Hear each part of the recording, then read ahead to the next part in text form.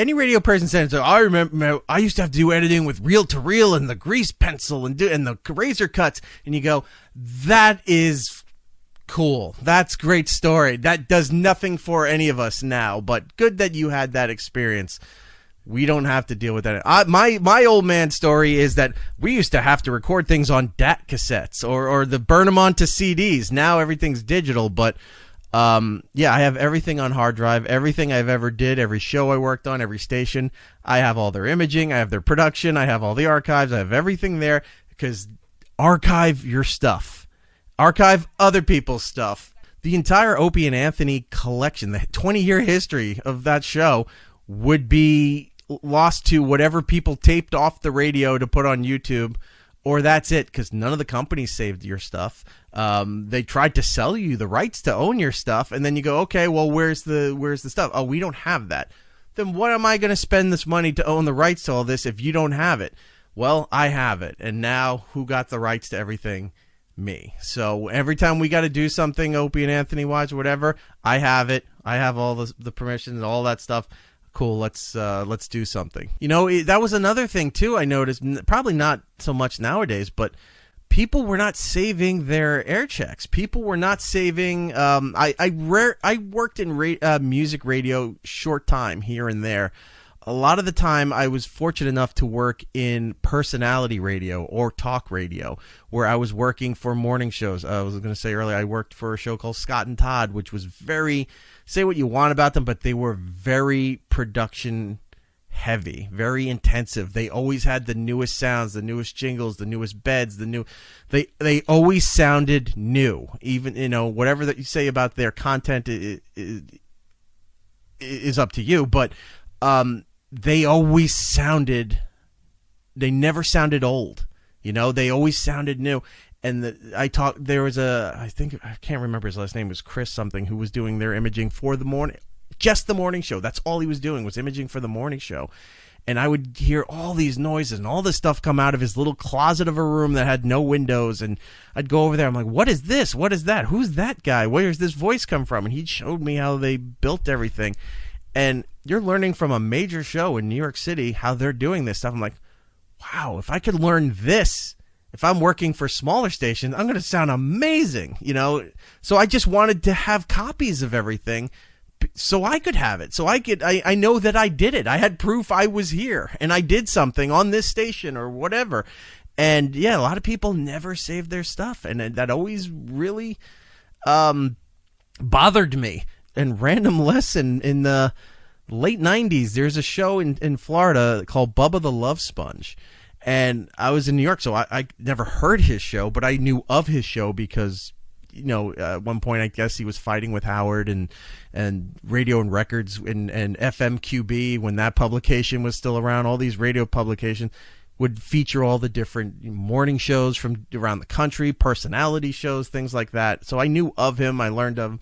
But he had a contract negotiation, I think it was like 98, where he took less money that the company was offering him, and they were paying him a ton of money at that time. That was like when he was really big at the late 90s. He took less money to get full ownership of his entire archive of what he was doing, so that going forward and everything he did in the past, he owned those archives, so he could repurpose it and redo whatever he wants with it because he had full rights to it. And I never heard anybody even bother to make that kind of a deal. And when I heard he did that, and I was reading the whole story and hearing about it, and I was like, that's good to remember, that you can negotiate for your stuff, because the companies don't see any value in saving everything. Howard had old stories where they were taping his shows in the late 80s on cassette tapes off a boombox in Gary's office, and then flipping them every hour because the company wouldn't invest in buying cassette tapes and stuff to record it at K-Rock. So Howard invested in that, and you know, Howard was making good money in the late 80s. I'm not nowhere near what he's making now, but he was making like a couple $1 million. He was buying boxes of cassette tapes, and he had people whose job was every hour during the commercials, you stop the tape, flip it over, record again, they'd label it, they'd make a tear sheet with all that stuff, This is the late 80s. He was way ahead of the curve. Bubba was ahead of the curve. And then when, I was working with O&A, I had needed to make sure we were ahead of the curve based on everything else that I learned so that you could have it. It would be preserved. We own it. And thank God I did, because otherwise this stuff doesn't exist unless we saved the archives. And we had a great fan base that used to just record us every morning, and they'd put clips up on when YouTube became a thing. They started putting clips up there and Facebook and stuff. And, decent quality from them recording off the radio. But if something important comes wrong, at least I have the studio masters to make it sound really good. But yeah, own your stuff, save your stuff, record everything. Even if you don't want to hear your own voice, record everything and save it, because you never know. When doing Opie and Anthony, it took me an extra hour out of my day where show was done. At one point we were doing 6 hours of radio because we had the satellite and CBS syndication at the same time. From 6 to 9 a.m. we were on XM, and we were across the country on syndicated off CBS radio. Then at 9 o'clock we would go to commercials and the terrestrial broadcast. Then we had a system downstairs at K-Rock where we would turn it on, and it would broadcast to XM. So now we had microphones, and we would walk down 2 blocks in Midtown Manhattan. We used to call it the walkover, and we'd be broadcasting live, leaving the CBS show to go back over to the XM facility, which was a block and a half away, to continue the show for another 2 hours over on satellite. So the show never stopped. We were doing all this weird stuff, and then we'd get to satellite and do all of these things. I need to make sure we had all of this stuff. Save everything, because who would believe that you did something like this? But at the end of the day, I would take the recordings.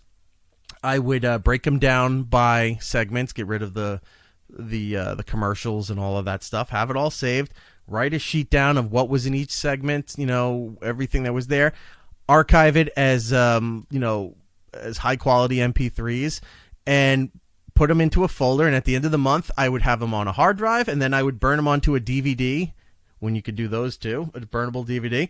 So then I had a hard copy, I had a hard drive copy, it was in the system, I had stuff at home.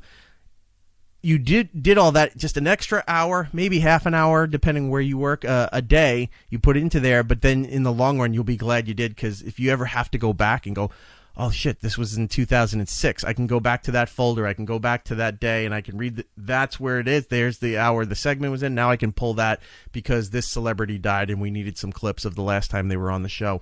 It just made it so much easier to do it that way. And just that little extra time at the end of your day made it worth so much for money and your time in the future.